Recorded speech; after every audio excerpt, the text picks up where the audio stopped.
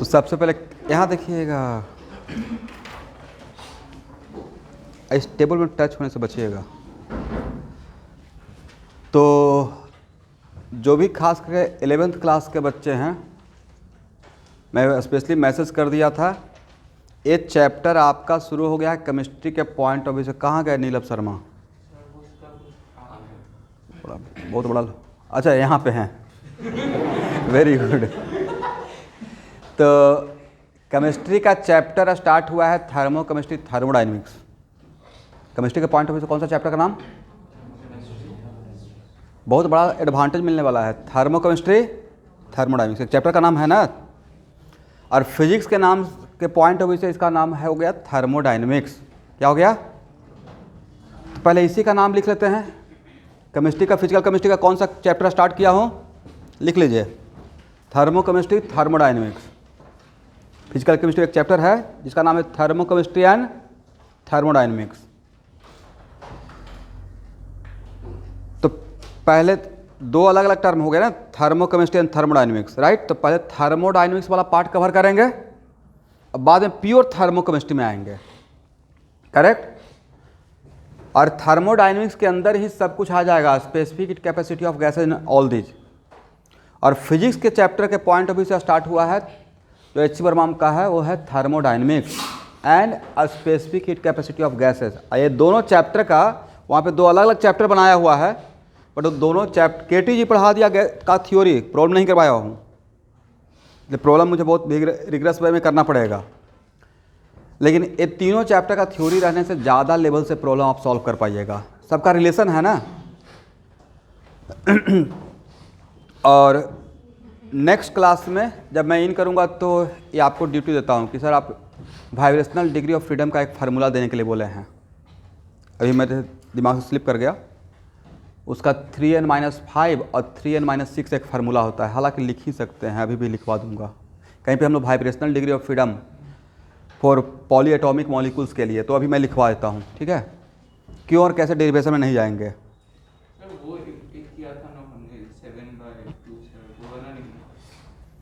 उसी का तो actually one vibrational degree of freedom के लिए हम लोग one vibrational degree of freedom के लिए हम लोग हाफ KT लेते हैं ना, तो half KT plus half KT दो लेंगे। One vibrational degree of freedom मतलब दो जोड़ेंगे एनर्जी वाइज, करेक्ट है ना। यहाँ देखिए, तो नेक्स्ट क्लास में इस पर बात करूँगा। तो फिजिक्स के पॉइंट ऑफ व्यू से इसमें हम लोग कौन कौन सा चैप्टर पढ़ लेंगे एवरीवन? KT जी तो पढ़ लिया, गैसेस में थ्योरी। फिजिक्स में पढ़ लेंगे thermodynamics and specific heat capacity of gases. तो ये दो चैप्टर यहाँ पे थ्योरी एक साथ कॉमन हो जाएगा। और KT जी, तो तीनों चैप्टर का अगर थ्योरी कवर हो गया तो आराम से HCV का एक प्रॉब्लम हम लोग, फिर प्रॉब्लम सेशन चलते रहेगा, हीट एंड थर्मोडायनेमिक्स का पूरा हीट का एक साथ कर सकते हैं।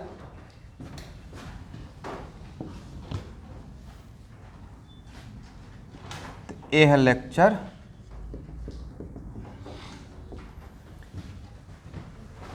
इसको ना ही फिजिक्स की कॉपी भी लिखेंगे ना ही केमिस्ट्री की कॉपी भी लिखेंगे, इसके लिए अलग कॉपी बनाएंगे, छोटा पतला सा, इसका नाम रहेगा थर्मोडायनेमिक्स, करेक्ट।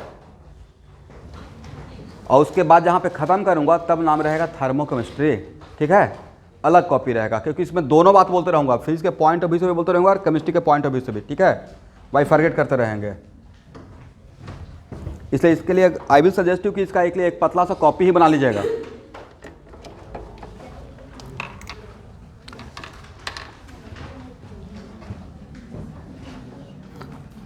बात मत कीजिए भाई, बहुत बड़ा समस्या है आप लोग के साथ, बात बहुत करते हैं क्लास में।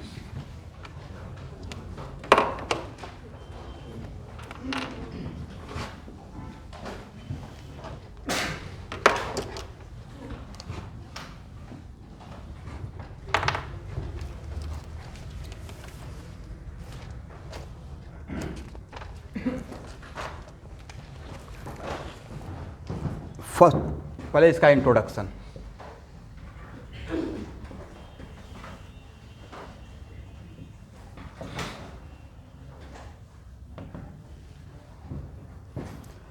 देखिए, thermodynamics is the branch in which thermodynamics is the branch in which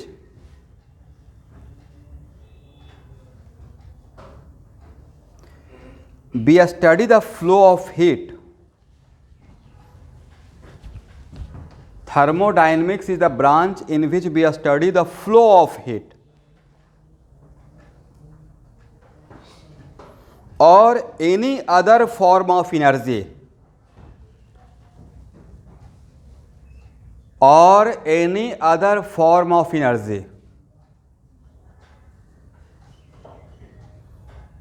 into or out of a system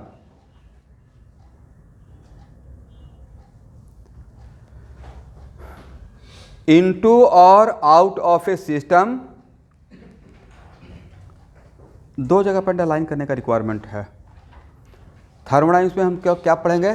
flow of heat, right? तो सिर्फ हीट का फ्लो या any other form of energy? तो सर हीट का flow तो होता है due to temperature difference, agree ना? Flow of heat due to what? Temperature. But सिर्फ एनर्जी का फ्लो का माध्यम सिर्फ टेम्परेचर डिफरेंस होगा। नेक्स्ट क्लास से कैप हटा दीजिएगा। या ड्यू टू वर्क डन भी हो सकता है, वर्क डन के वजह से भी हो सकता है। मान लेते हैं कि वर्क डन, मान लो आप किसी पे वर्क कर रहे हैं तो आप उसमें एनर्जी का सप्लाई कर रहे हैं। मान लेते हैं work done on the gas, work done, इसका मतलब है कि आपने किसी सिस्टम पे work done on the system, तो जिस सिस्टम पे आप वर्क करेंगे तो work is also a form of energy, उसमें एनर्जी ट्रांसफर हो जाएगा। बट उसमें एनर्जी का ट्रांसफर के बजाय हीट टेम्परेचर डिफरेंस रहा या आपका वर्क रहा। तो थर्मोडायनामिक्स में हम लोग हीट का फ्लो भी देखेंगे या transfer of energy, other form of energy. तो उसमें अदर फॉर्म ऑफ एनर्जी में ये भी एक फॉर्म वजह बन सकता है by doing work, right? Into और out of a system as it undergo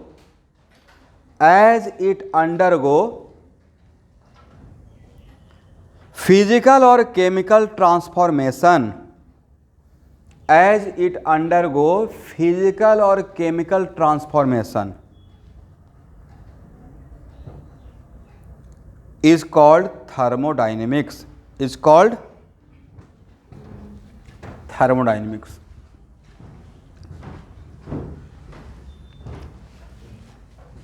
अब 1 मिनट आपको ध्यान देना पड़ेगा, ध्यान से सुनिएगा स्टूडेंट। 2 एग्जाम्पल मैं आपके सामने रखता हूं, क्योंकि यहां पे मैंने 2 बात बोल दिया, फिजिकल और केमिकल ट्रांसफॉर्मेशन। तो यहां से ही थोड़ा बहुत मोटा मोटी आइडिया लगे, लेकिन थर्मोडायनामिक्स का एक तो एक वास्ट डिफिनेशन हो गया, जनरलाइज डिफिनेशन हो गया। मान लेते हैं कि एक मैंने रिएक्शन लिया, और सिस्टम किसे बोलते हैं भाई? आप लोग इतना तो आप लोग फ्री बॉडी डायग्राम बनाए हैं, जिसके बारे में सोचते हैं, जो अंडर कंसिडरेशन है, वो क्या हो गया? मेरा दुनिया हो गया, सिस्टम, राइट? और उसको छोड़कर बाहर का दुनिया को क्या बोलेंगे? और सिस्टम और सराउंडिंग को मिलाकर हम लोग बोलते हैं यूनिवर्स। क्या बोलते हैं? Universe, correct? अभी मैं आप सबके बारे में सोच रहा हूँ, तो मेरा सिस्टम आप लोग हैं। गेट लगाओ, इसको बाहर का सराउंडिंग है, कोई मतलब नहीं है, राइट? वैसे ही converted into C plus D, correct? 1 minute, अभी लिखना नहीं है, मैं टाइम दूंगा। तो इस केस में ऐसा भी तो हो सकता है कि सपोज कीजिए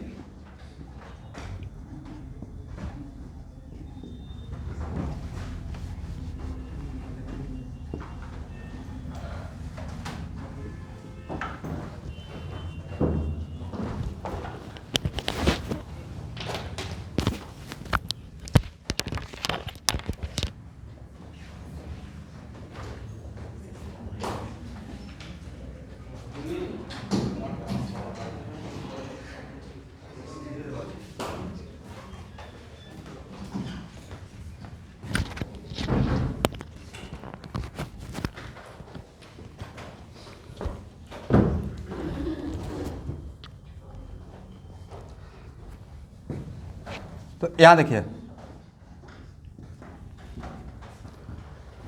तो तो इस एग्जाम्पल में ऐसा भी हो सकता है कि यहाँ पे केमिकल ट्रांसफॉर्मेशन हो रहा हो,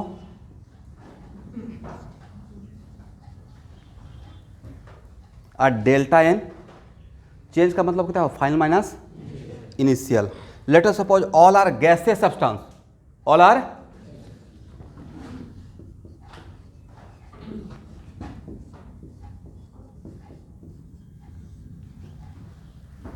बट अब यहाँ पर डिफरेंस आपको मैं समझाने की कोशिश कर रहा हूँ कि केमिस्ट्री का जब थर्मोडायनामिक्स देखेंगे तो उसमें तो रिएक्शन भी हो सकता है, और रिएक्शन होगा तो इज इट कंपलसरी कि यहाँ पे number of mole of gaseous substance constant रहेगा? कांस्टेंट हो भी सकता है, और अगर रिएक्शन नहीं होगा तो कांस्टेंट रहेगा, अगर रिएक्शन नहीं होगा तो क्या रहेगा? या चांस की बात है कि ऐसा हो सकता है कि सर यहाँ पे जब a प्लस बी निकाले थे, ऐसा चांस की बात हो सकता है, और जब ये डिफरेंस लिए तो a प्लस बी के बराबर हो गया, वो अलग बात है। बट जनरली जब रिएक्शन होगा तो number of mole of gaseous substance change हो सकता है, तो जनरली केमिस्ट्री में ऐसा हो सकता है। बट फिजिकल ट्रांसफॉर्मेशन का मतलब होता है फिजिकल स्टेट, करेक्ट? और फिजिकल स्टेट का मतलब सिर्फ ये नहीं कि गैस से लिक्विड हो गया तो ओके अलग फिजिकल स्टेट, वो तो फेज हुआ ना कि गैसियस फॉर्म में था अब लिक्विड फॉर्म में आ गया। बट मान लेते हैं कि सपोज कीजिए कि अभी यहाँ पे सिचुएशन मेरा है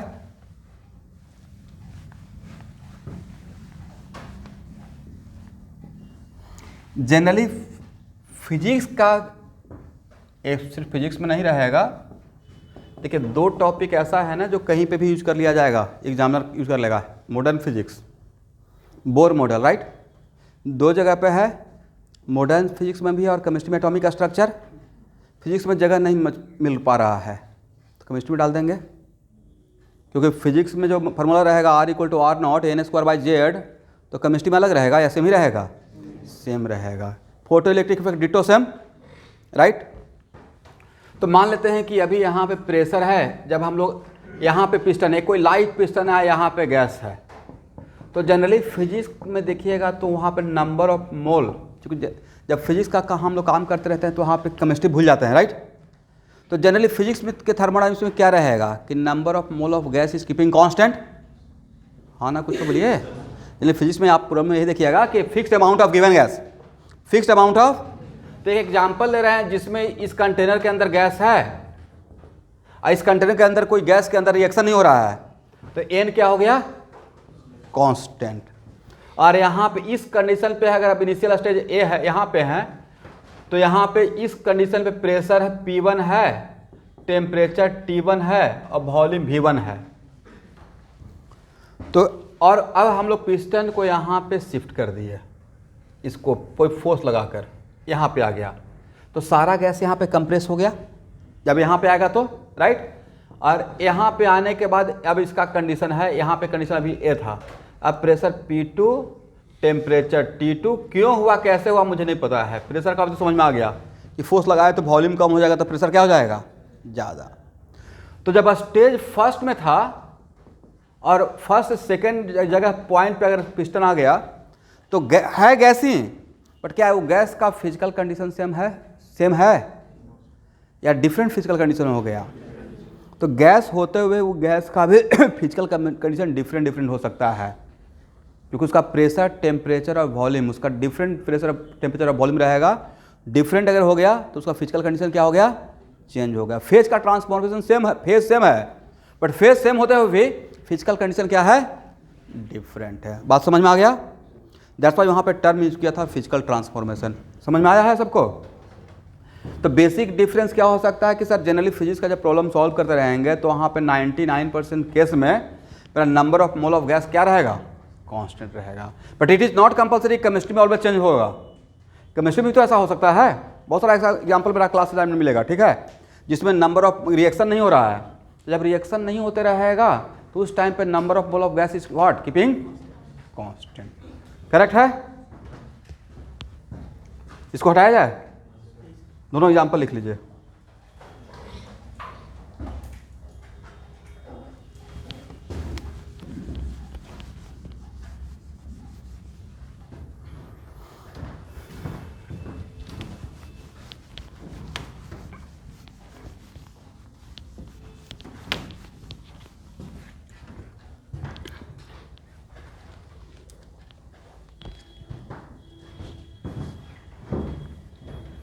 अब लिखिएगा limitation of thermodynamics. Limitation of thermodynamics. Limitation of thermodynamics, पहला point, thermodynamics is applicable to macroscopic system. Thermodynamics is applicable to macroscopic system. Micro नहीं, macro.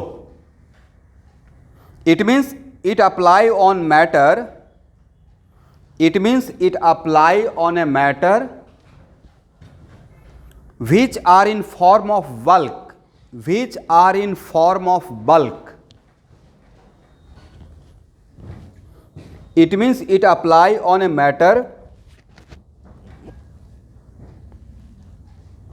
which are in form of bulk, and it does not apply on microscopic system, and it does not apply on microscopic system.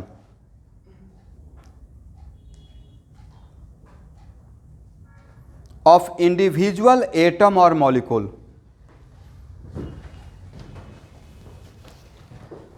इसका मतलब क्या समझे? Thermodynamics का concept लगाने के लिए एक मॉलिक्यूल पे काम करना है या बल्क ऑफ मॉलिक्यूल पे? बल्क ऑफ मॉलिक्यूल पे। एक मिनट, तो जब एक मॉलिक्यूल पे थर्मोडायनेमिक्स में काम ही नहीं करेंगे तो उसका ज्योमेट्री से मुझे मतलब रहेगा? उसका लीनियर है या टेट्राहेड्रल है? इसको एक और पॉइंट लिख लीजिए। It is independent of, next point बना के लिखिएगा, it is independent of the theory of atomic and molecular structure. It is independent of the theory of atomic और मॉलिक्यूलर स्ट्रक्चर।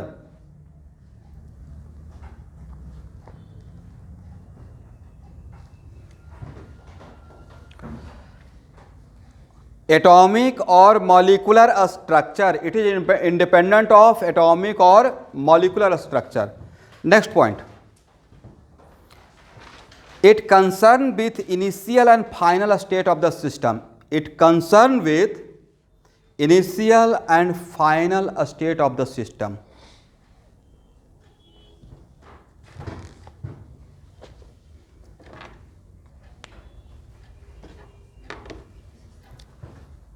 हाँ, it concern with initial and final state of the system. कहने का मतलब जब इसमें problem solve करेंगे ना तो मुझे क्या रहेगा, इनिशियल पॉइंट पे क्या है, फाइनल पॉइंट पे क्या है, इसके से मतलब रहेगा, ठीक है। उसके बीच में क्या है उससे मतलब जनरली हम लोग को नहीं रहेगा। अब लिखिए थर्मोडायनेमिक टर्म।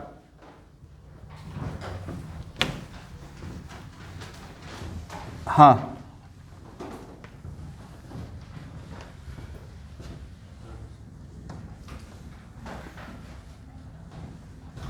थोड़ा सा थ्योरी को बढ़ने दीजिए, थोड़ा थ्योरी को बढ़ने दीजिए, उसके बाद ऑटोमेटिक सारा कुछ क्लियर हो जाएगा। थोड़ा थ्योरी बढ़ने दीजिए। पहला क्लास रहता है तो फर्स्ट क्लास में आपको बाकी सारे चीज़ का आंसर मिल जाएगा, नहीं तो फिर मैं यहाँ से फिर डिविएट कर जाऊँगा थोड़ा। यहाँ देखिए,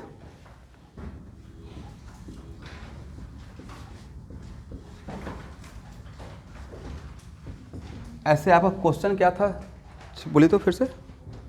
एक स्टूडेंट का ऑनलाइन क्वेश्चन है, ग्रेफाइट में क्या बोल रहे थे?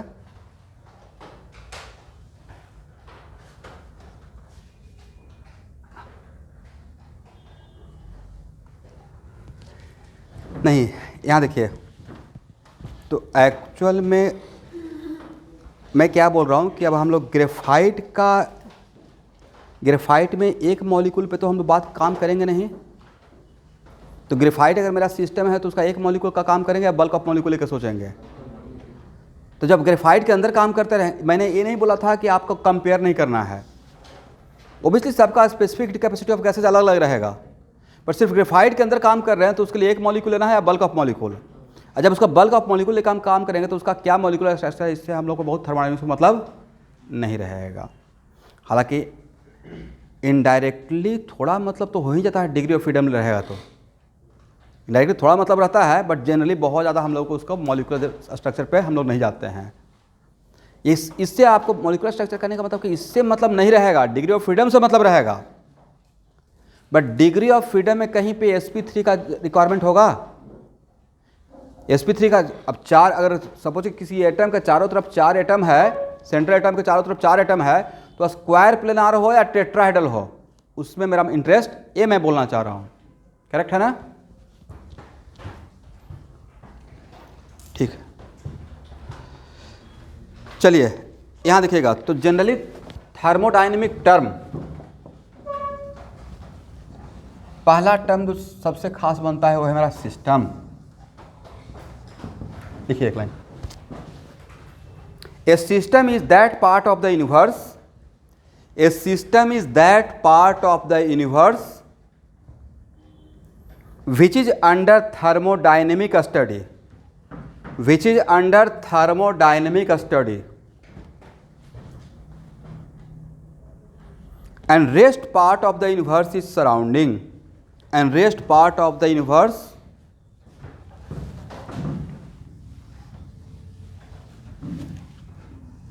thermodynamic, एक minute, a system is that part of the universe, यहां तक लिख लिए आप लोग। भाई अब ऑफलाइन क्लास भी आने का कोशिश कीजिए, सिर्फ ऑनलाइन रह के बार बार सिर्फ क्वेश्चन पूछते हैं। A system is that part of, 15 तारीख के बाद वो कंपलसरी करूंगा, उसके बाद अलाउ होगा ना। ऐसे भी ऑनलाइन का ये बहुत बड़ा ड्रॉबैक है भाई, मतलब बच्चा आना ही नहीं चाहते हैं। करेक्ट, मतलब उतना छोड़िए, कल टेस्ट हुआ है और सबको पता है कितने लोग पार्टिसिपेट किया। मुझे देखकर बहुत ख़राब लगा था कल का टेस्ट में। जो लोग आए उनको तो बहुत अच्छा बात है, मोटिवेट, उनका उन्होंने बहुत अच्छा काम किया। इन्होंने भी टेस्ट दे दिया है, बट जो नहीं आए, अब सबके पास एक बढ़िया बहाना है। उसमें बहाना किसे कर रहे हैं? मतलब मैं उसमें थोड़े ऐसे तरवाल लेकर खड़ा हूँ कि नहीं टेस्ट देना ही पड़ेगा। कैरियर तो आपका है, आप टेस्ट नहीं दे रहे तो आप गिव अप कर रहे हो। मेरा जो अपना काम है पेपर बनाना, वो मैं ऑनेस्टी कर रहा हूँ। आप नहीं देने के बाद सर तबीयत बहुत ख़राब है सर, कोरोना का जानते हैं, ठीक है। मैक्सिमम व्हाट्सएप पे अगर आप बोले सर मैं टेस्ट नहीं देना चाह रहा हूँ, ये वजह है, मैं सिर्फ एक वर्ड लिख के भेजता हूँ ओके, इससे ज़्यादा क्या बोलूँगा। अब वहाँ पे थोड़े बैठ, नहीं ये तो बहुत ख़राब बात है, इतना टाइम है व्हाट्सअप करने का, नहीं कर सकता हूँ। बाकी आप समझते रहिए, आपका स्पीड ख़राब होगा, जानते हुए भी नहीं सिलेक्शन होगा, जानते हुए भी पेन ही नहीं चलता भाई। मेन एग्ज़ाम में लगता है कोई पकड़ के रखा है, कोई स्यूडो, ऐसा लगता है ना, पेन ही नहीं बढ़ पा रहा है। जैसे रात में कभी कभी अनजान जगह पर जाते तो लगता है कोई पीछे चल रहा है, वैसे लगता है पेन कोई पकड़ के रखे हुए है। यकीन मानिए, से आपको लगता है ना कि आप सिर्फ अभी स्टूडेंट हैं, कभी मैं भी तो रहा होगा, तो सारा एक्सपीरियंस मुझे भी है। और पक्का मेरे माइंड में भी यही रहता था कि टेस्ट देंगे, जैसे लेट से आए, बाकी कुछ लोग लेट से आते हैं, लेट से जो 5 मिनट लेट से आएगा ना, उसका पूरा टेस्ट खराब हो जाएगा। क्योंकि आप इतना प्रेशर में आए हो कि आपको एक्साइटेड स्टेट से ग्राउंड स्टेट पे आने में लग जाएगा 20 मिनट। मतलब डॉट टाइम पे आने का कोई मतलब नहीं है। इसका मतलब आप टेस्ट का टेम्परामेंट सही नहीं है, वहाँ पे ही थॉट खत्म हो गया। मतलब आप सिर्फ बस किसी तरीके से आना चाह रहे हैं, देना नहीं चाह रहे हैं टेस्ट को। टेस्ट का टाइम है, उससे 15 मिनट पहले एग्जाम में आइए, जगह लीजिए, पानी पीजिए और अपने आप को टेस्ट के लिए रेडी कीजिए, तब जाकर टेस्ट का क्वेश्चन बनेगा। 12:30 में है, आप एकदम 12:29 में आइएगा, डॉट टाइम। तो इसी टाइम से अगर टेम्परामेंट कीजिएगा तो नीट के मेन, यहाँ देखिए मेन एग्जाम में आपको सेंटर में इन करने देगा, 45 मिनट्स पहले बुलाता है। नहीं, थोड़ा भी लेट कीजिएगा तो कहानी, कितना भी चलाते रहिए, गेट बंद हो गया, then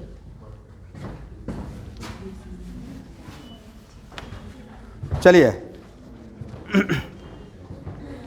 A system is that part of the universe which is under thermodynamic study and rest part of the universe is surrounding. इसका मतलब है कि थर्मोडाइनमिक सिस्टम कौन सा हुआ, जिसमें हम लोग सोच रहे हैं, जिसके बारे में सोच रहे हैं, तो सिस्टम क्या हो सकता है। मान लेते हैं मेरा सिस्टम है, तो सिस्टम के बाहर का दुनिया क्या रहेगा, और सिस्टम प्लस सराउंडिंग मिलकर क्या हो गया, यूनिवर्स। ठीक है, तो अब बहुत सारा टाइम पे पूछ रहे सर सिस्टम सर कैसा दिखेगा सिस्टम दिखेगा क्या, जिसके बारे में आप काम कर रहे हैं। फॉर एग्जांपल आप किसी रिएक्शन का बात कर रहे हैं, राइट, अभी आप इस रिएक्शन के बारे में सोच रहे हैं, डील कर रहे हैं प्रॉब्लम में, करेक्ट है ना, तो रिएक्शन ही आपका सिस्टम हो गया, रिएक्शन ही आपका क्या हो गया। इसका मतलब रिएक्टेंट से लेकर प्रोडक्ट तक ऑल आर माई सिस्टम, इसी के बारे में सोच रहा हूँ, जो अंडर कंसिडरेशन है वो मेरा क्या हो गया, सिस्टम हो गया। एग्री। इसका मतलब रिएक्टेंट और प्रोडक्ट को छोड़कर बाकी बाहर का दुनिया क्या हो गया, सराउंडिंग, क्या हो गया, सराउंडिंग, करेक्ट। अब मान लेते हैं यहाँ देखिए, इसका मतलब ये मेरा सिस्टम हो गया। अब इस चीज़ को होने के लिए, यहाँ से यहाँ जाने के लिए अगर एनर्जी देना पड़ेगा, कुछ ऐसा रिएक्शन होता है जो इंडोथर्मिक नेचर का रहता है, तो इंडोथर्मिक रिएक्शन को होने के लिए एनर्जी देना पड़ता है। कहाँ से देंगे, बाहर से, तो बाहर क्या कहेंगे, सराउंडिंग, करेक्ट है। और कोई ऐसा रिएक्शन होता है जिसमें रिएक्शन होता है एनर्जी रिलीज करता है, तो सिस्टम तो मेरा रिएक्शन था, एनर्जी रिलीज होकर कहाँ जाएगा, सराउंडिंग में। इसका मतलब ओके सर, एक बात तो क्लियर हो गया कि थर्मोडायनेमिक्स में अगर एनर्जी का एक्सचेंज होता है, अगर सिस्टम अपना एनर्जी एक्सचेंज करेगा तो किसके साथ करेगा, मैं नहीं बोल रहा हूँ कि ऑलवेज ऐसा होगा ही। अब सिस्टम को बिल्कुल चारों तरफ से इंसुलेटेड कर दिए, क्या कर दिया, मिल्टन का थर्मोफ्लास्क, राइट, चारों तरफ से इंसुलेटेड कर दिए, ओके। तब यहाँ पे एनर्जी, हीट का एक्सचेंज नहीं होगा, मैं बहुत सोच कर बोला हूँ, किसका एक्सचेंज नहीं होगा, फिर भी एनर्जी का एक्सचेंज हो सकता है। सिस्टम इंसुलेटिंग मटेरियल को होकर भी एनर्जी का एक्सचेंज पॉसिबल है या नहीं है। एक क्वेश्चन है नीलम शर्मा से, यस, सिस्टम इंसुलेटिंग मटेरियल का होते हुए भी, सिस्टम को चारों तरफ से इंसुलेटेड का मटेरियल सरफेस बनाकर भी एनर्जी का एक्सचेंज, हीट का नहीं हो सकता है, करेक्ट। बट एनर्जी का ट्रांसफर का मोड क्या सिर्फ हीट रहेगा या वर्क डन से भी हो सकता है, वर्क डन से भी हो सकता है। मान लेते हैं कि सपोज कीजिए एक सिस्टम तो एक हो गया, दूसरा सिस्टम का एक एग्जांपल लेते हैं, बहुत बढ़िया से देखिए स्टूडेंट, ये भी मेरा एक पार्ट, जैसे कैसे मेरा ऑर्गेनिक इंटरेस्टिंग पार्ट है, मैं उसको पढ़ाते हुए अच्छा फील करता हूँ, एफर्टलेस, वैसे ही थर्मोडायनेमिक्स भी मेरा इंटरेस्टिंग सेक्शन है, और इसको मैं खुद के लिए बहुत पढ़ा हूँ, क्योंकि आईआईटी में मेरा एक सेमेस्टर में पूरा 4 महीना थर्मोडायनेमिक्स ही पढ़ना था। बट उतना तो आप लोग को नहीं चाहिए, क्योंकि आपको तो पीएचडी इसमें करना नहीं है, लेकिन जितना चाहिए उतना में यहाँ पे मतलब आपका क्वेश्चन लग जाएगा, दैट्स इट। तो यहाँ देखिए, एक सिस्टम ये भी तो हो सकता है, कोई गैस किसी सिलेंडर में रखा हुआ है और पिस्टन से क्लोज किया हुआ है, और इस यहाँ पे गैस का लीकेज नहीं हो रहा है, पिस्टन टाइट है, राइट, मतलब जितना अगर number of mole of gas अगर n है तो n ऑल द टाइम क्या है, कांस्टेंट है, और हम लोग इस गैस के बारे में सिर्फ सोच रहे हैं, तो ये मेरा सिस्टम हो गया, करेक्ट। ऐसे बाहर का दुनिया क्या हो गया, सराउंडिंग। लेकिन मान लेते हैं कि आपको बोल दें कि देखिए ये जो जिसमें गैस रखा हुआ है उसके चारों तरफ पिस्टन ऊपर नीचे हो सकता है, बट पिस्टन का ऊपर का सरफेस और चारों तरफ इसको क्या किए हुए हैं, इंसुलेटिंग मटेरियल का बनाए हुए हैं। देखते इस पर बहुत ज़्यादा काम होता है ऑटोमोबाइल सेक्टर में, वो लोग जो इंजन बनाते हैं ना, हालांकि वो लोग क्या चाहेंगे कि जितना भी, एक मिनट रुकिए, जितना भी फ्यूल का अंदर में कंबसन हो रहा हो उस सारा का सारा उस व्हील्स को घुमाने में खर्च हो, राइट। वो क्या चाहेंगे, इंजन ज़्यादा गर्म हो, और इंजन गर्म हो रहा है तो मेरा एनर्जी जो व्हील्स को घुमाने में खर्च होगा वो एनर्जी हीट में वेस्ट हो गया, तो क्या कहें, हालांकि चाहकर भी ऐसा नहीं हो पाता है सर इंजन तो गर्म होगा ही, होता है, क्योंकि 100 तो मैकेनिकल वर्क में नहीं कन्वर्ट होता है, बट कोशिश तो यही रहता है कि उस इंजन को चाहे तो कुछ इंसुलेटिंग मटेरियल बनाया जाए, हालांकि ऐसा नहीं हो पाता है। वैसे ही मान लेते हैं, तो बट हाइपोथेटिकली तो सोच सकते हैं, तो हाइपोथेटिकली मैं मान लेता हूँ कि यहाँ पे गैस है और इसको इंसुलेटिंग मटेरियल से हम लोग घेर दिए, तो क्या टेम्परेचर का डिफरेंस फील होगा, नहीं होगा। तो यहाँ पे एनर्जी का एक्सचेंज हीट के थ्रू नहीं होगा, बट इस पर हम लोग ऊपर से वर्क तो कर सकते हैं, राइट। इसका मतलब है कि अगर कोई भी सिस्टम इंसुलेटिंग मटेरियल से घिरा हुआ भी है, सराउंडिंग के साथ सेपरेट भी है, तब भी हीट ट्रांसफर नहीं होगा, बट एनर्जी का एक्सचेंज पॉसिबल है। मैंने सही बोला? क्योंकि एनर्जी का एक्सचेंज सिर्फ हीट ट्रांसफर से हो सकता है या बाय डूइंग वर्क भी हो सकता है, बाय डूइंग वर्क भी हो सकता है। तो मुझे पहले अपने टाइम पे कन्फ्यूजन रहता था, मुझे लगता था कि एनर्जी का ट्रांसफ़र का मतलब सिर्फ हीट ट्रांसफ़र। बाद में समझा, अच्छा एनर्जी ट्रांसफ़र को दो सेक्शन में, ड्यू टू टेम्परेचर डिफरेंस या due to doing work. Due to doing what? Work on the या बाय द। एनर्जी का एक्सचेंज का मतलब सिर्फ ऑलवेज यहाँ से एनर्जी यहाँ आएगा या यहाँ से यहाँ भी जा सकता है, यहाँ से यहाँ भी जा सकता है। तो ये बात क्लियर हुआ? सिस्टम समझ में आ गया? सिस्टम का मतलब सर जिसके बारे में सोचेंगे, राइट, वो मेरा क्या हो गया, और उसके बाहर का दुनिया सराउंडिंग। ओके, अब लिखिए,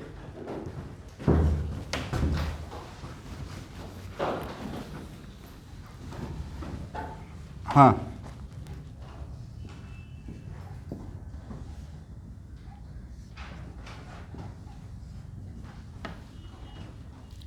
यहाँ पे n इक्वल टू कॉन्स्टेंट का मतलब है कि यहाँ पे पिस्टन बिल्कुल फिक्स है और गैस का लीकेज नहीं है। और दूसरी बात है कि अंदर में कोई रिएक्शन नहीं हो रहा है।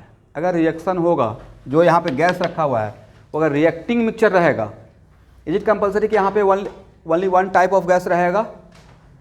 मोर देन वन टाइप का मिक्सचर ऑफ गैस भी तो हो सकता है, बट यहाँ पे अगर नॉन रिएक्टिंग रहेगा तो number of mole of gas variable रहेगा या कांस्टेंट रहेगा? कांस्टेंट रहेगा। ये मेरा सेंस है। अब उसका बहुत सारा सिचुएशन है, ठीक है। अब यहाँ देखिए,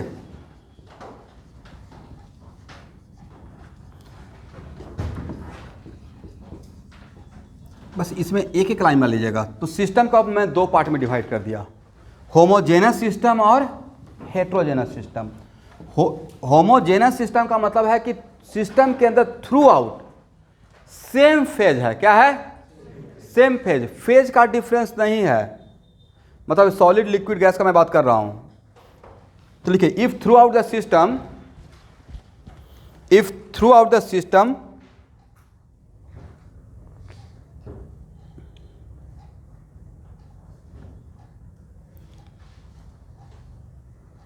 if throughout the system phase is uniform, phase is uniform, तो उसको होमोजेनस बोलेंगे।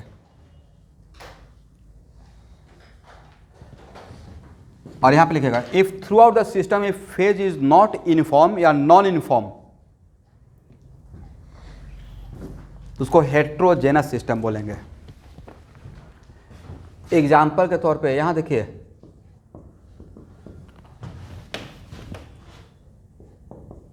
आइस इन वाटर, दोनों H2O ही है, but ice in water this is example of homogeneous system या हेट्रोजेनस सिस्टम। लिक्विड फेज भी है और सॉलिड फेज भी है। आइस इन वाटर, तो इसको क्या बोलेंगे? Homogeneous, heterogeneous system. और यहाँ पे एक रिएक्शन से लेकर समझते हैं, ए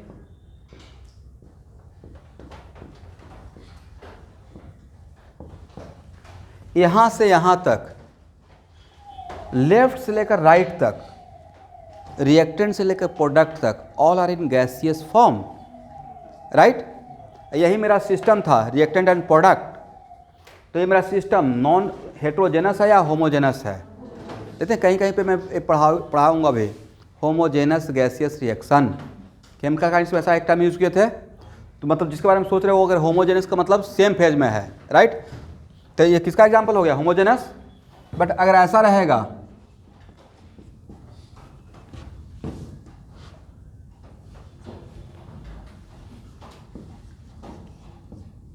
सपोज कीजिए, मान लीजिए A प्लस सी सॉलिड, तो क्या इस रिएक्शन को हम लोग होमोजेनस में काउंट करेंगे या हेट्रोजेनस? Heterogeneous, correct. एक समझाने के लिए ले लिया। तो एक टर्म से वाकिफ हो गए, what is the meaning of system and surrounding, what is the meaning of universe. और सिस्टम, कोई भी सिस्टम अगर एनर्जी का एक्सचेंज करेगा तो किसके साथ करेगा? सराउंडिंग के साथ करेगा। और सराउंडिंग अगर एक्सचेंज करेगा तो किसके साथ करेगा? अब ये मत बोलिए ऐसा इन्वर्स, उसके अंदर ही दोनों है, राइट।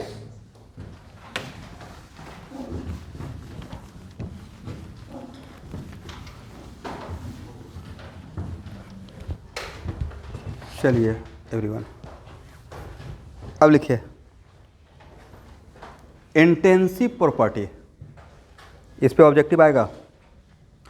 थर्मोडायनेमिक्स में इंटेंसिव प्रॉपर्टी का मतलब क्या होता है? इंटेंसिव, ये आएगा आपका फाइनल एग्जाम में लिखने के लिए 1 मार्क्स का।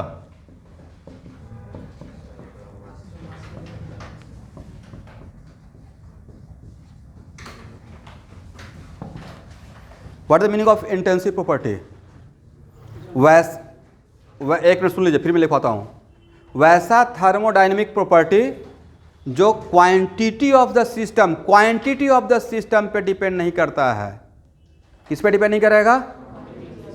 क्वांटिटी ऑफ द सिस्टम पे डिपेंड नहीं करेगा, उसको क्या बोलेंगे? Intensive property, correct. कोई एक एग्जांपल बोलिए तो।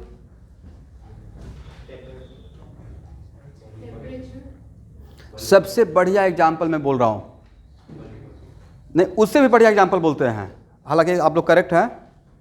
Concentration of A given solution. जब एक बार मैंने शरबत बना लिया, राइट, और उसका 1 ड्रॉप का स्वीटनेस है पूरे ग्लास का स्वीटनेस, डिफरेंट रहेगा या सेम रहेगा? सेम रहेगा। तो जो किसी भी सॉल्यूशन का जो स्वीटनेस है, राइट, उसको कॉन्सेंट्रेशन बोल रहे थे। Concentration of A given solution का क्या इंटेंसिव प्रॉपर्टी बोल सकते हैं? मान लेते हैं कि मैंने एक कंटेनर में, यहां देखिए, कोई एक सॉल्यूशन तैयार किया, मैं लिखवाऊंगा, उसको आप एग्जाम्पल लिखिएगा।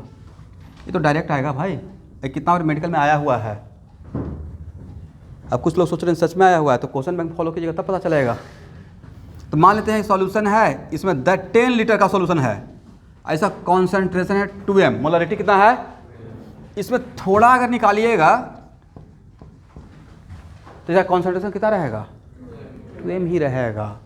तो थोड़ा या ज़्यादा, एक बार आपने सॉल्यूशन बना लिया और बना हुआ सॉल्यूशन का कॉन्सेंट्रेशन क्या कहलाएगा? इंटेंसिव प्रॉपर्टी, करेक्ट है ना, राइट। वैसे ही यहां देखिए, ये तो डे टू डे लाइफ में होता है, नहीं, हम लोग का फीवर मेजर करना रहता है, राइट, कहीं पे यहाँ पे टच करवाते हैं, क्या बोलते हैं, थर्मोमीटर, राइट, वहाँ से पूरा बॉडी का टेम्परेचर पता चल जाता है। वैसे ही मान लेते हैं इस ग्लास में 1 ड्रॉप का टेम्परेचर, अब पूरे ग्लास का टेम्परेचर डिफरेंट रहेगा, सेम रहेगा? अगर इसका मतलब है कि इंटेंसिव प्रॉपर्टी एडिटिव नेचर का नहीं होता है, मतलब उसको ऐड नहीं करना है।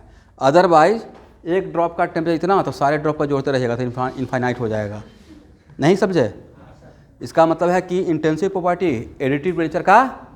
वैसे ही एक स्टूडेंट और बोले sir specific heat capacity of given material, बहुत करेक्ट आंसर था। Specific heat capacity of given material, तो आपने स्पेसिफाई कर दिया ना, एक कैलोरीमेट्री में फिजिक्स में पढ़े थे, राइट। तो एक्चुअल में उसमें जैसे ही स्पेसिफिक गिवन मटेरियल बोल दिया है, मतलब कॉपर है तो कॉपर ही है, बट स्पेसिफिक बोल दिया तो उसका 1 ग्राम या 1 kg ही लेंगे ऑलवेज, तो क्या रहेगा? फिक्स रहेगा, क्वांटिटी पे डिपेंड नहीं करेगा। But heat capacity of given material, specific heat capacity और हीट कैपेसिटी सेम है या डिफरेंट है? हीट कैपेसिटी में हीट कैपेसिटी में मास इंटू स्पेसिफिक से मल्टीप्लाई किए थे, m इंटू एस। तो heat capacity depends on quantity, but specific capacity does not depend on quantity. बात समझ में आ गया है? तो लिखिए अब एक line, A property which does not depend on, A property which does not depend on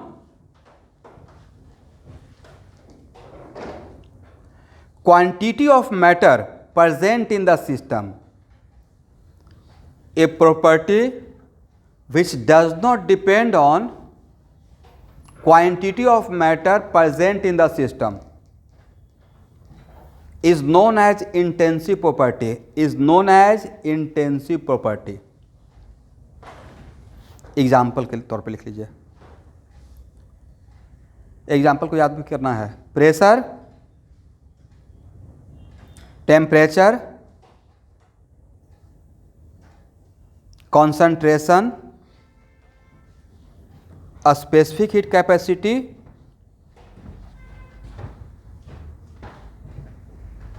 etc. एक और लिखिए, एक्सटेंसिव प्रॉपर्टी।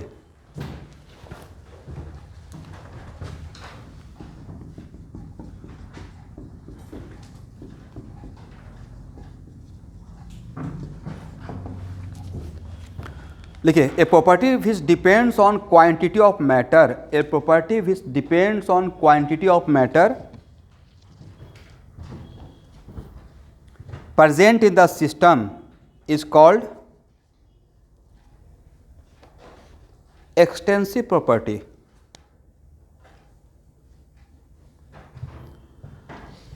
एग्जाम्पल में लिखिएगा, volume comma number of moles. यहां देखिए भाई, किसी गिवन मटेरियल का, यहाँ देखिएगा, किसी गिवन मटेरियल का नंबर ऑफ मोल, ले लिखते हैं ना mass by molar mass. Given material तो उसका एम डब्ल्यू तो सेम रहेगा, मास ज़्यादा तो नंबर ऑफ मोल्स ज़्यादा, तो नंबर ऑफ मोल्स भी कैसा प्रॉपर्टी है, एक्सटेंसिव। फिर लिखिएगा gives free energy, gives free energy. अच्छा बताइए, 1 kg कोयला को जलाएंगे, कोयला समझते हैं ना, और 10 kg जलाएंगे, सेम हीट मिलेगा या डिफरेंट? बोलते ही नहीं हैं, ऑब्वियसली डिफरेंट मिलेगा भाई। इसका मतलब है कि डेल्टा एच या heat of reaction, heat of reaction intensive या एक्सटेंसिव, लिखिएगा। इंथाल्पी ऑफ रिएक्शन, आप लोग गिव्स फ्री एनर्जी लिख लिए, enthalpy of reaction, entropy,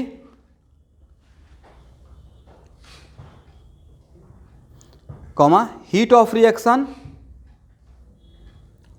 all these are extensive property, all these are extensive property. Heat capacity भी लिख लीजिए एग्जाम्पल में, हीट कैपेसिटी।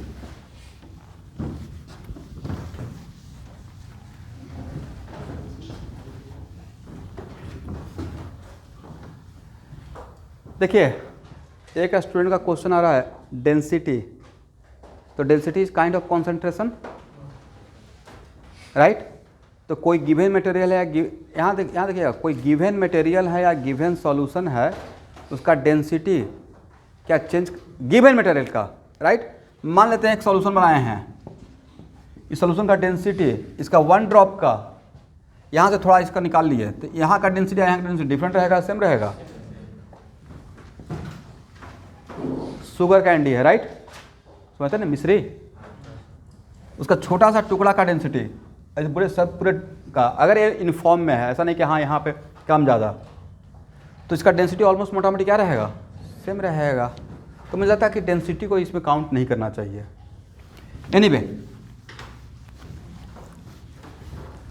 एक मिनट, यहाँ देखेंगे भाई,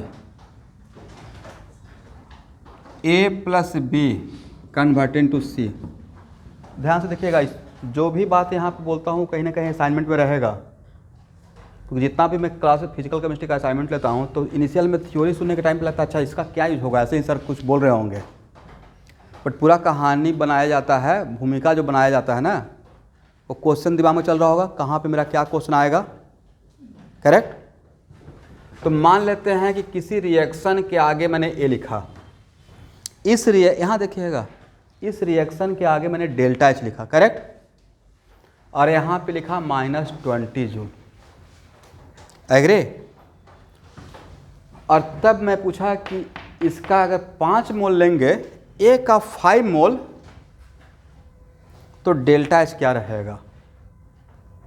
तो किसी रिएक्शन के आगे जो डेल्टा एच लिखा रहेगा, वो रिएक्शन के कोफिशिएंट के लिए सिर्फ मीन करेगा। यहाँ पे बच्चों से मिस्टेक हो जाता है। इसका तो ये जो डेल्टा एच दिया हुआ है, इसका मतलब ये है कि इसका 1 मोल जब खर्च होगा तब -20 रिलीज होगा, करेक्ट। और तब इसका मैं पूछा हूँ 5 मोल के लिए, किसका, if 5 mole of A consumed, then what is the value of delta H? Is it only -20? नहीं, इसका मतलब है कि इसका 5 अगर रहेगा तो डेल्टा एच वैल्यू क्या हो जाएगा? चेंज हो जाएगा। बिकॉज डेल्टा एच क्या है? इंटेंसिव या एक्सटेंसिव? इंटेंसिव रहता तो always what ever the number of mole delta H same लिखते हैं, बट बिकॉज ये एक्सटेंसिव है तो इसका 1 के लिए दिया हुआ है, करेक्ट? इसका 5 रहेगा तो क्या होगा? 100 कहलाए -100 होगा, राइट? या इसे कोफिशिएंट से अगर मल्टीप्लाई करेंगे, अगर इसका थ्रू आउट इस रिएक्शन के लिए डेल्टा एच दिया रहेगा और समटाइम्स बोलेंगे कि multiply this equation through out by x, तो डेल्टा एच क्या पहले वाला ही रहेगा या डेल्टा एच डैश हो जाएगा? समझ गए? इसका मतलब डेल्टा एच क्या है? इंटेंसिव प्रॉपर्टी या एक्सटेंसिव? एक्सटेंसिव है। यहां तक सबको बातें समझ में आ गया है? कहीं पे अगर असाइनमेंट में इस टाइप का कॉन्सेप्ट यूज करेंगे तो बन जाएगा। ओके,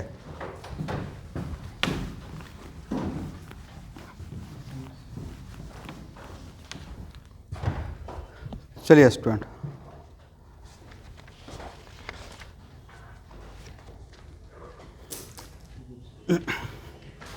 अब लिखिए type of system. Type of system, इसको हटाएं।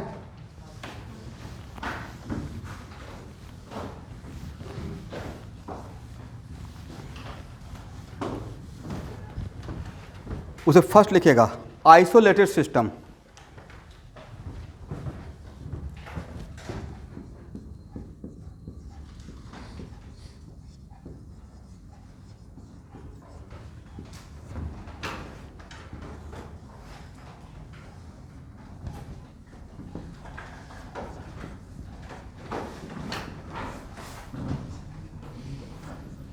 इसमें लैंग्वेज नहीं बनाऊंगा, सिर्फ डायग्राम से समझिए।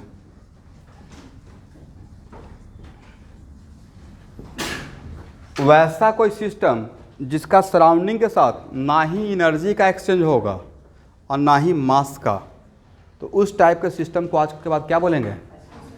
क्या इसको लैंग्वेज बनाने का रिक्वायरमेंट है या डायग्राम समझ में आ गया?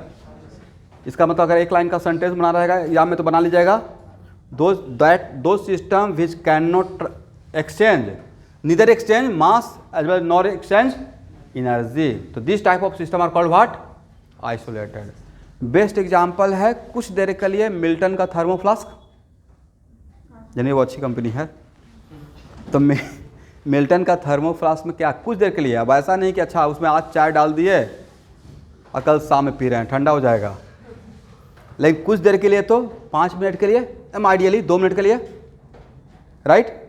वो ऐसे रहेगा, उसमें ना ही मास का एक्सचेंज होगा ना ही एनर्जी का रहेगा, करेक्ट है ना?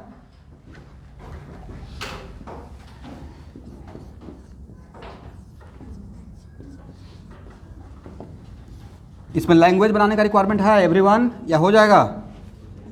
बोलते ही नहीं है, जहाँ पे खुद का टाइम आता है चुप हो जाते हैं।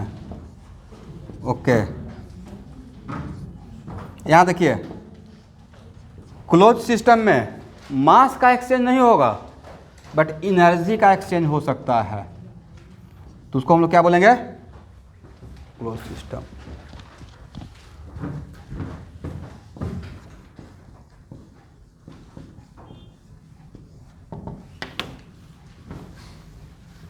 ओपन सिस्टम,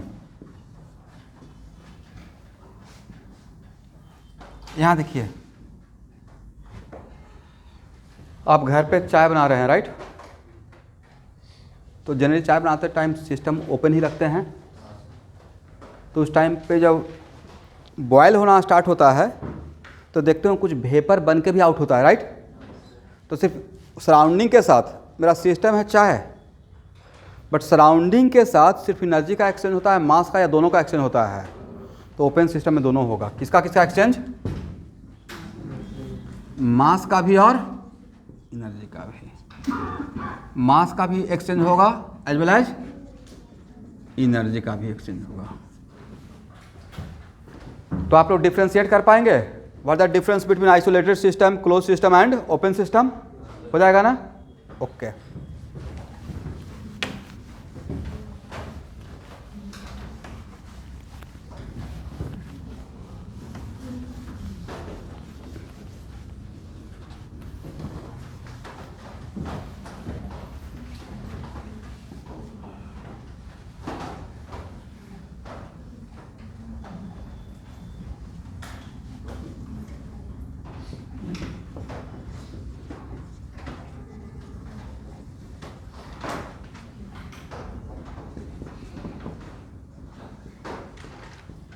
यहाँ देखिए स्टूडेंट,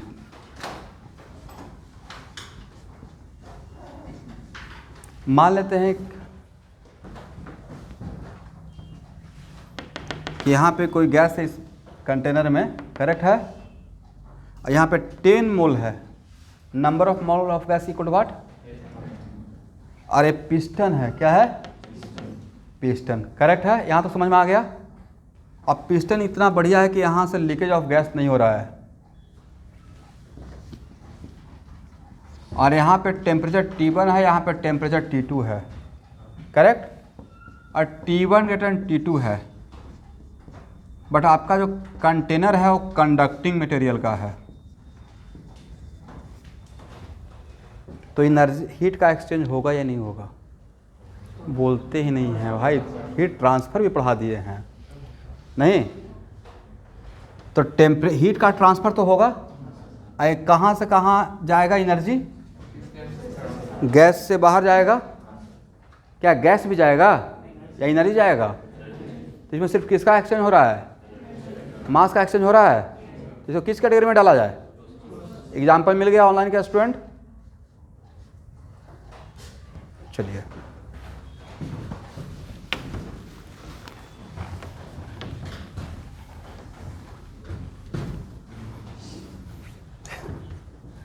एक इसका क्वेश्चन है साहिल का या सनी का, प्रेशर को क्या मानेंगे? बड़ा इंटरेस्टिंग क्वेश्चन है।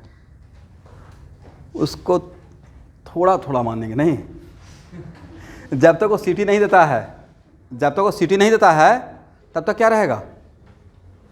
बोलिए क्लोज सिस्टम, बट सीटी देने के टाइम पे ओपन सिस्टम हो गया। सर वो हाइब्रिड हो गया फिर, ओपन है क्लोज का नहीं, बट ओवरऑल मानिएगा तो ओपन सिस्टम ही, उसमें मास जा रहा है ना।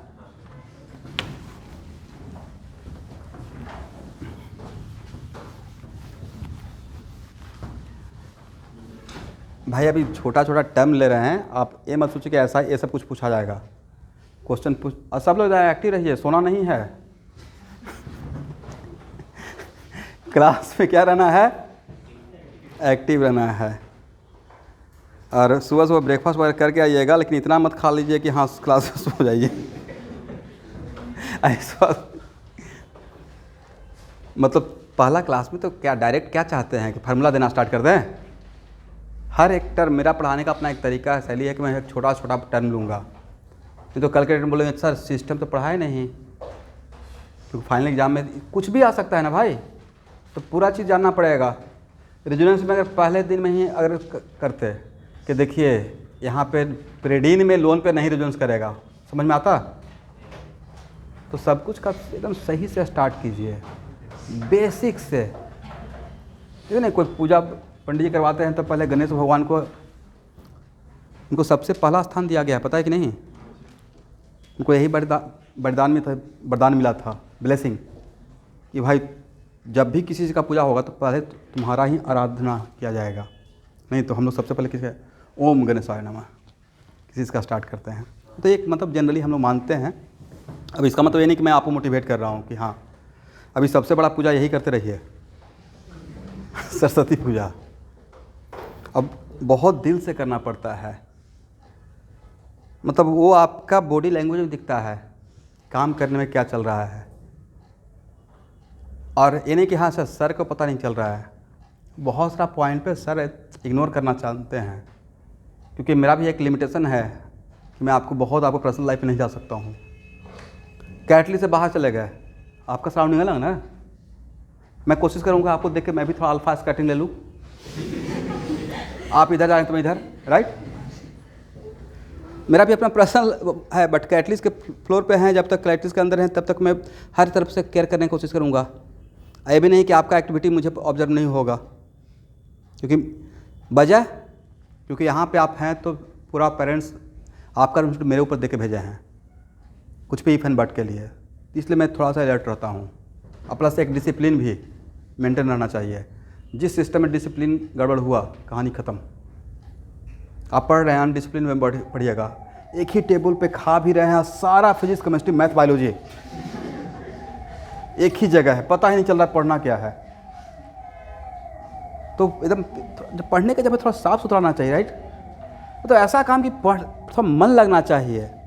कुछ लोग लिखते हैं तो खुद का लिखा हुआ नहीं पढ़ पा रहे हैं। सर मैंने यहाँ पे कुछ लिखा था, रुपये मुझे खोजने दीजिए। वो इंटरेस्ट दिखाता है, छोटा छोटा बात।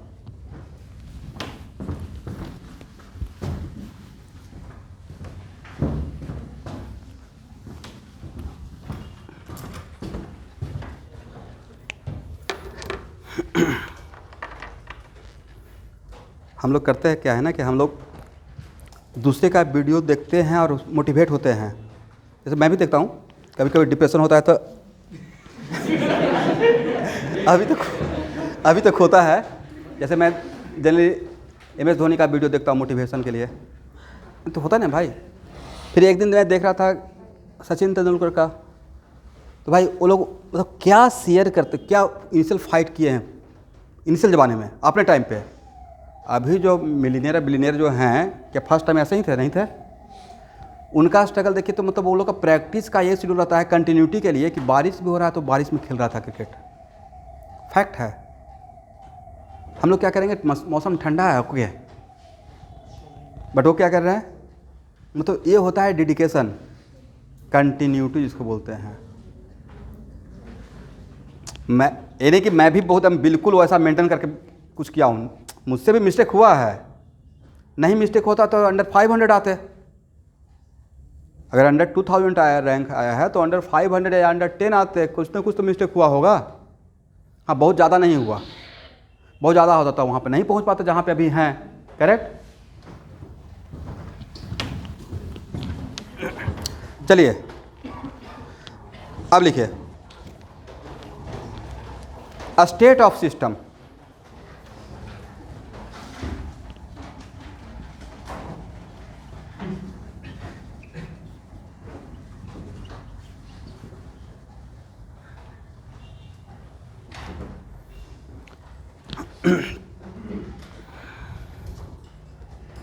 देखिए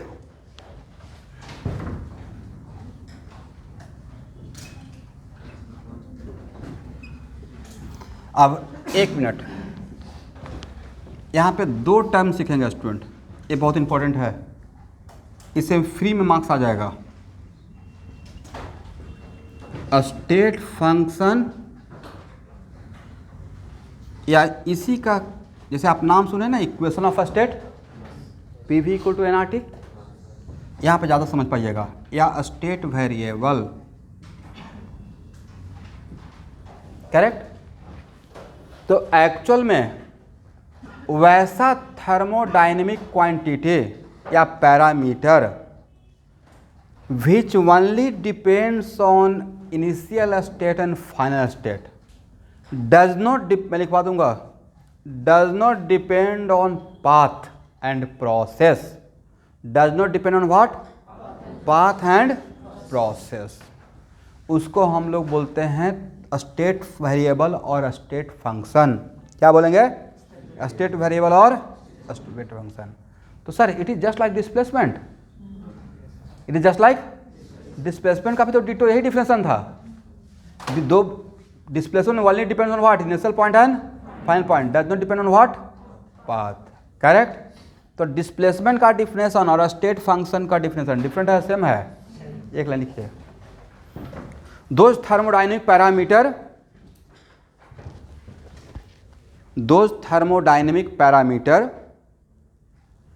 whose change between two given point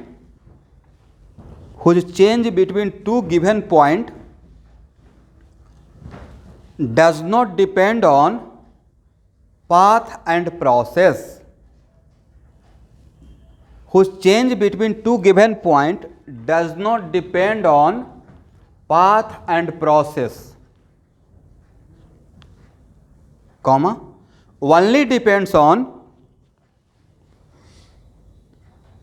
initial state and final state, only depends on initial state and final state,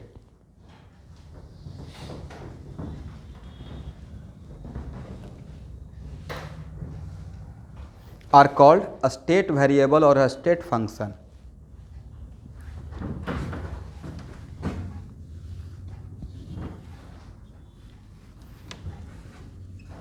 next class में ज्वाइन करने से पहले संडे को आपको क्लोज सारा ग्राफ तो P वर्सेस V का ड्रॉ करके दिखाया हूँ, सिखाया था ग्राफ ड्रॉ करने के लिए, और साइक्लिक प्रोसेस का भी यहाँ पर लगेगा, रिवीजन करके आइएगा नेक्स्ट संडे में, ठीक है। मान लेते हैं कि मैंने यहाँ पे P वर्सेस V, एक minute, last bench, for fixed amount of given gas, for a fixed amount of A given gas,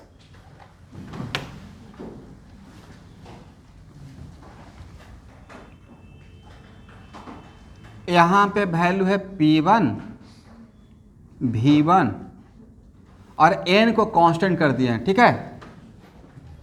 तो सर N पता है और P1 V1 पता है, तो क्या T1 नहीं निकल जाएगा, राइट। और सबसे interesting point, PV equal to nRT किसी पाथ के लिए लगाते हैं या एक सिंगल पॉइंट के लिए लगाते हैं, तो उस स्टेट के लिए लगाते हैं ना। जब प्रेशर P है, वॉल्यूम V और टेम्परेचर T है, या हर टाइम का प्रेशर, यहाँ पे प्रेशर हर टाइम का लगते हैं या किसी पार्टिकुलर टाइम का, तो इसको क्या है, किसी पार्टिकुलर स्टेट का ले रहे हैं बात, राइट, एक सिंगल उस इवेंट का, दैट्स वाई इसका नाम है इक्वेशन ऑफ स्टेट, करेक्ट। या किसी पाथ के लिए नहीं निकालते हैं, it is not like work done कि A से B तक में कितना काम हुआ।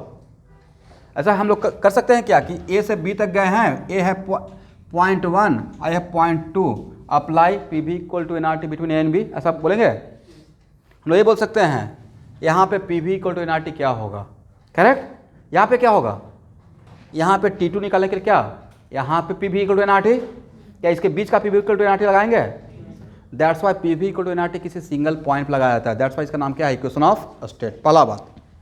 और पॉइंट यहाँ पे प्रेशर P1 V1 और T1 है, प्रेशर है P1, वॉल्यूम है V1 और टेम्परेचर T1 है। यहाँ पे प्रेशर है P2 और वॉल्यूम V2, तो प्रेशर और वॉल्यूम पता चल गया, तो क्या टेम्परेचर निकल जाएगा T2। एक मिनट, यहाँ पे आपको सिर्फ P1 V1 दिया हुआ है, तो आपने बोला कि सर T1 निकल जाएगा by applying what, PV equal to nRT, correct है। यहाँ पे भी P2 V2 दिए, करेक्ट, क्या T2 निकल जाएगा। और तब मैं बोलूँगा कि डेल्टा P 1 से 2 के बीच में, जब एक 0.1 से 0.2 पे आ गए तो डेल्टा P, तो डायरेक्टली बोलिए सर P2 माइनस P1 कर दीजिए, डेल्टा भी बोलेंगे तब क्या बोलिएगा, V2 माइनस और डेल्टा T बोलेंगे तो sir T2 minus T1। But मेरे डिफिनेशन में क्या था, स्टेट फंक्शन, दो थर्मोडायनेमिक पैरामीटर, ध्यान सुनिएगा। डिस्प्लेसमेंट का डिफिनेशन क्या था, displacement only depends on what, initial point and does not depend on, किस पे डिपेंड करता है, फिर से बोलिए, yes, initial point and, sir initial point of, next question, initial point और फाइनल पॉइंट को ही चेंज करेंगे तो तब तो सर चेंज होगा ही, क्योंकि जिस पे डिपेंड करता है it depends on what, initial point and final point, correct. तो इसका मतलब है कि दो thermodynamic parameter which only whose change between two given point only depends on initial state and, तो इनिशियल स्टेट और फाइनल स्टेट को फिक्स करने के बाद, ऐसा नहीं कि इनिशियल स्टेट और फाइनल स्टेट को चेंज कर रहे हैं, यहाँ देखिए भाई नहीं तो गड़बड़ हो जाएगा। तो इनिशियल स्टेट और फाइनल स्टेट उतना ही इंटरेस्ट बना के रखना है, इनिशियल स्टेट और फाइनल स्टेट को फिक्स रखना है, उसके लिए मैं बात कर रहा हूँ। ऐसा नहीं कि सर इसको चेंज करेंगे तो ऑब्वियसली चेंज कीजिएगा तो फाइनल स्टेट चेंज हो गया, राइट। अब यहाँ पे इसके बीच में, अब यहाँ से यहाँ तक इन दोनों पॉइंट को, कोऑर्डिनेट को अगर मैंने फिक्स कर दिया तो इन दोनों पॉइंट के बीच का चेंज तो निकल गया। बट आपको ये बात पता है कि यहाँ से यहाँ तक आप कैसे आए हैं, नहीं पता है। रास्ता पता था, पाथ पता है, प्रोसेस पता है। एक तरीका तो ये भी तो हो सकता था, हाँ या ना, कि यहाँ से यहाँ आते और यहाँ से यहाँ आ गए, करेक्ट। एक रास्ता तो ये भी हो सकता था।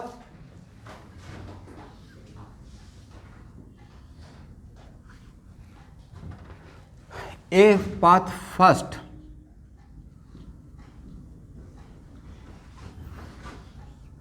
भाई इस पे आईआईटी में पूछा हुआ कुछ ना फ्री में मार्क्स है, लेकिन यहाँ समझिएगा तब। पाथ फर्स्ट और पाथ सेकंड सेम पाथ है या डिफरेंट पाथ है? 1 से 2 पे जाने का गैस सही एक ही जगह पे है, राइट? बाई प्लेन जाइएगा, बाई ट्रेन जाइएगा, same path from Guwahati to Kolkata. Sir Kolkata ही तो पहुंचना था, पहुंच गए, रास्ता अलग है।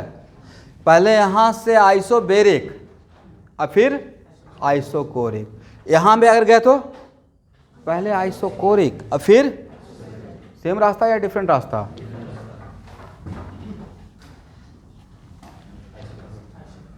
नहीं पता है कि आइसोथर्म है नहीं है, क्योंकि इसका एडियाबेटिक भी हो सकता है, बट ये अलग रास्ता है या डायरेक्ट भी तो आ सकते हैं भाई। प्रोसेस नहीं पता है, बट इन दोनों पॉइंट को फिक्स कर देंगे और जितना भी डिफरेंट रास्ते से यहाँ आए, या आप ऐसे घूमते हुए ही आइए, बट आइए यहाँ, करेक्ट? तो इसके बीच में change in pressure, change in temperature या चेंज इन वॉल्यूम डिफरेंट मिलेगा या सेम मिलेगा? सेम मिलेगा, करेक्ट है? तो आज के बाद वैसा कोई भी थर्मोडाइनमिक पैरामीटर, इसमें अबाउट 7 याद रखने से आपका काम चल जाएगा, वही मिला जुला घुमा कर आता है। तो वो ये समझ में आ गया? What is the meaning of state variable state function? क्या वैसा थर्मोडाइनमिक पैरामीटर जिसका change between 2 given point does not depend on what? Path और प्रोसेस। पाथ और प्रोसेस लिख लीजिए। तो उसमें एक तो हो गया प्रेशर, दूसरा क्या हो गया? वॉल्यूम, तीसरा क्या हो गया? टेम्परेचर, प्रेशर, वॉल्यूम, टेम्परेचर,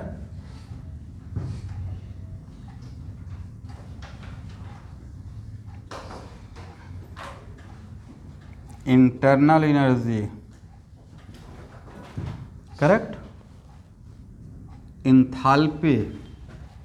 ध्यान से सुनिएगा, और कुछ लोग जानते भी होंगे इस टर्म को, नाम सुने? Hess's law.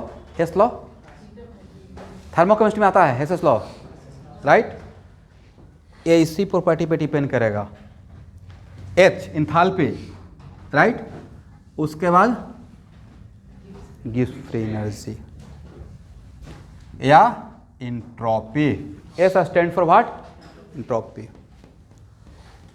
ये 7 को भाई रट जाइए। ये सब क्या है? State function. क्या है? It only depends on initial state and final state.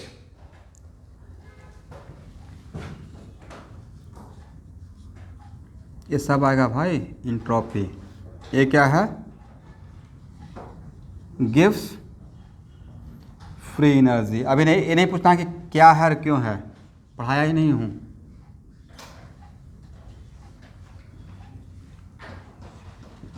Internal energy थोड़ा सा पढ़ाए हैं, बोलिए कहाँ? केटीजी में। Internal energy for ideal gas, internal energy for ideal gas. यहाँ तक सबको समझ में आ गया? क्या इस 7 को आप रट्टा मार सकते हैं? रटने का अगर 4 मार्क्स मिल जाएगा तो खराब रहेगा? रटने का, इसका सिर्फ ये रटे हुए हैं, इसका सच में 4 मार्क्स मिल जाएगा, मैं प्रूफ कर दूँ क्वेश्चन बैंक में, राइट? तो आज के बाद थर्मोडाइनमिक्स में इस 7 को याद रखिएगा। 8वां आएगा तो हम लिखवा देंगे। कौन कौन सा? Pressure, volume, temperature, internal energy, enthalpy, गिव्स free energy and entropy. All these are called what? A state variable और अ स्टेट फंक्शन। अब इसका थोड़ा सा डेमो दे देते हैं कि क्वेश्चन कैसे पूछा हुआ था।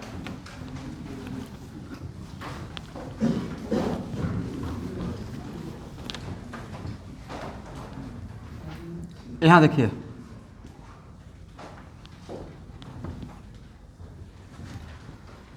मान लेते हैं कि जिस स्टूडेंट को, यहां देखिएगा रागिनी मिश्रा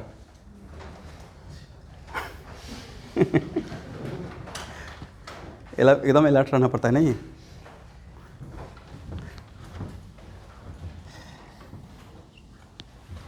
जनरली मैं संडे को का क्लास को थोड़ा सा ज़्यादा सीरियसली लेता हूँ, क्योंकि 11th वाला बच्चों का क्लास है ना, इनको बहुत प्यार से पढ़ाना पड़ता है।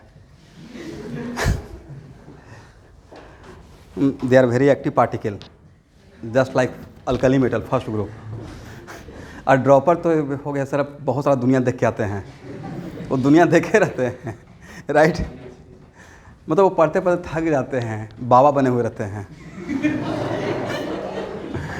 हाँ, तो उसमें उनको थोड़ा बहुत मतलब ज़्यादा नहीं, लेकिन ये लोग का बहुत सेंसिटिव एज में भी हैं, और इनसे रैंक दिलवा सकते हैं, सही से इनको गाइड कर दिया जाए तो मोटिवेशन के साथ। और उस टाइप का मार्क्स लाते भी हैं ये लोग, बहुत बढ़िया मार्क्स ला रहे हैं। अब उसी में है कि जो लोग नहीं समझ पा रहे हैं कि मेरा थीम क्या है, कि मैं क्या बोलना चाह रहा हूँ, तो अपना टैलेंट को बेस्ट कर रहे हैं, ये भी एट द सेम टाइम चल रहा है। अब आप लोग तो इतना बोल भी देते हैं भाई, मुझे तो लगता है कि पटना वगैरह में रहते हैं, जब इंडिविजुअल टीचर से पढ़ते तो उन लोग को मतलब ही नहीं रहता था। अब मैं जिस टाइम पढ़ रहा था अपने सर से, उस टाइम उनका एज था 75 ईयर्स, अख्तर सर का। उनको इतना ना आईटी प्रोड्यूस कर चुके थे कि सैचुरेशन पॉइंट पे तो मतलब नहीं था, आया अपना पढ़ा के चल दिए।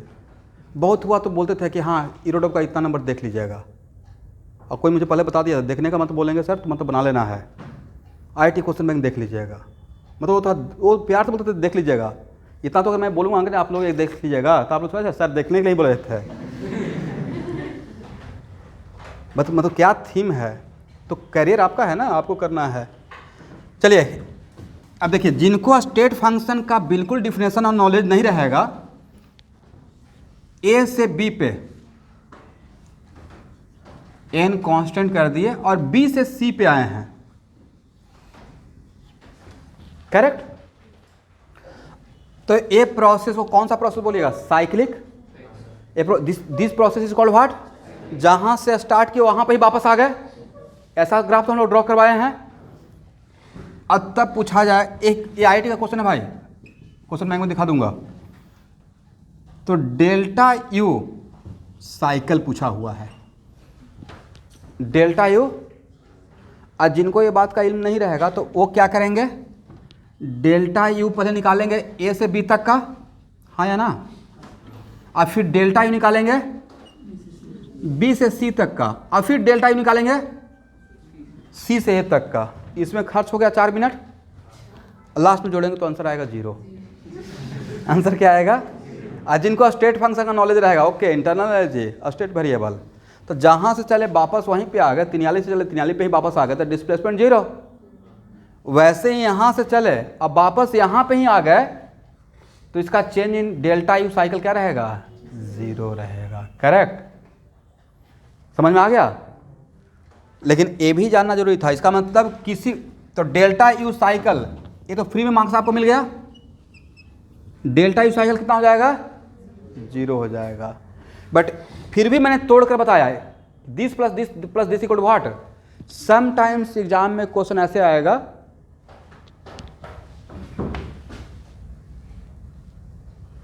ऐसा एक क्वेश्चन था ना जो हम लोग डिस्कस कर रहे थे, एक करंट करेंट लूप है, मैग्नेटिक फील्ड ऐसे था, और हम लोग जानते हैं इनफॉर्म मैग्नेटिक फील्ड लूप पर नेट फोर्स 0, तो इस पर फोर्स 0 था, तो इस पर फोर्स इधर था, तो इस पर फोर्स किधर, हम लोग जो मुझसे थोड़ा मिस्टेक हो रहा था।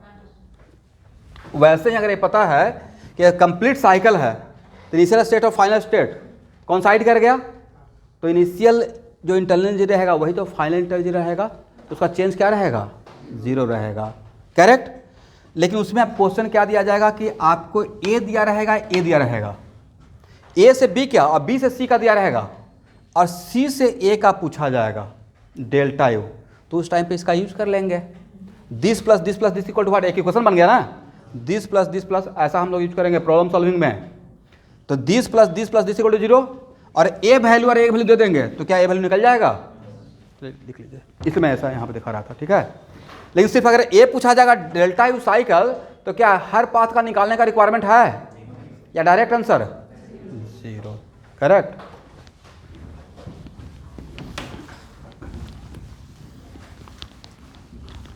ओके, तो सर सिर्फ not even you,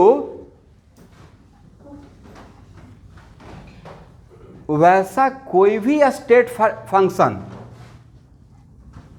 state variable, समझ रहे हैं ना। स्टेट वेरिएबल में क्या हो सकता है भाई, प्रेशर, वॉल्यूम, टेम्परेचर, और internal energy, Gibbs free energy, enthalpy और एंट्रोपी, राइट।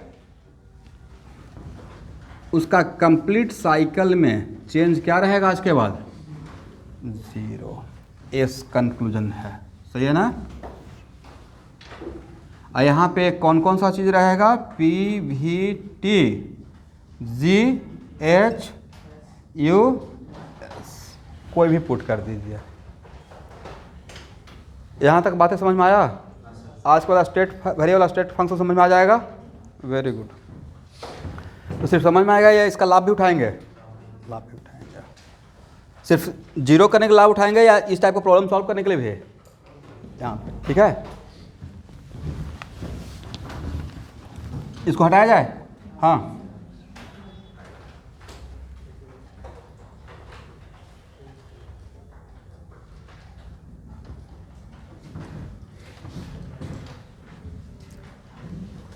एक मिनट, यहाँ देखिए,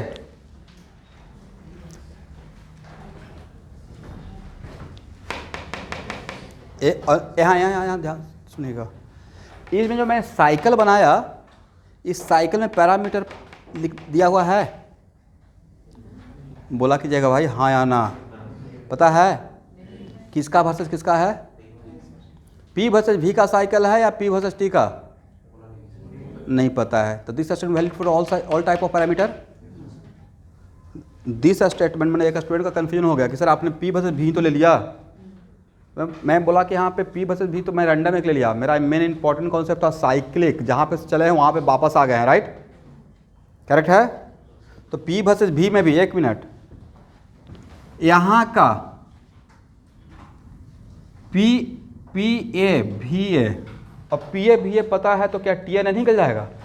अब वापस घूम के जब यहाँ पे ही आ गए तो आपका P A V A T A different हो गया, सेम ही रहेगा?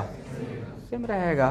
तो सब बस समझाने के लिए कोई एक मुझे पैरामीटर लेना था एक्सिस, और मैं P भी ले लिया।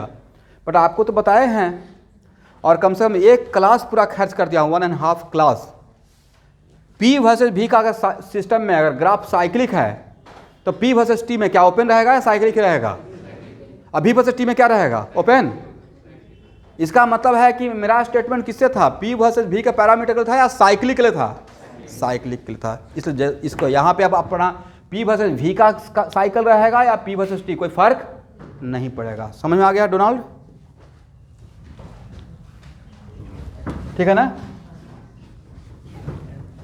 इसको हटाया जाए। पूछा कीजिएगा भाई, वाजिब क्वेश्चन अगर पूछते हैं डाउट तो बढ़िया है ना, कि वहाँ से सबको फ़ायदा हो जाएगा। इसलिए इस बात से मत डरिए कि हाँ सर पता नहीं क्वेश्चन से खुश, ठीक है। अगर टाइम वेस्टिंग बात रहेगा तो आप बोलेंगे कि अभी छोड़ दीजिए। लगता है ना कि कभी कभी कोई बात में, चूँकि मैं भी तो थोड़ा बात करना स्टार्ट कर देता हूँ, राइट? गॉसिप करना सबको पसंद है, और मेरा यहाँ पे ही बात होता है।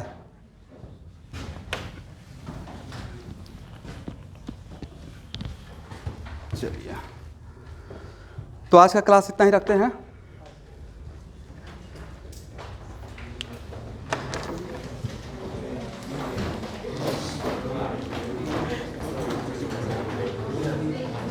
Thank you.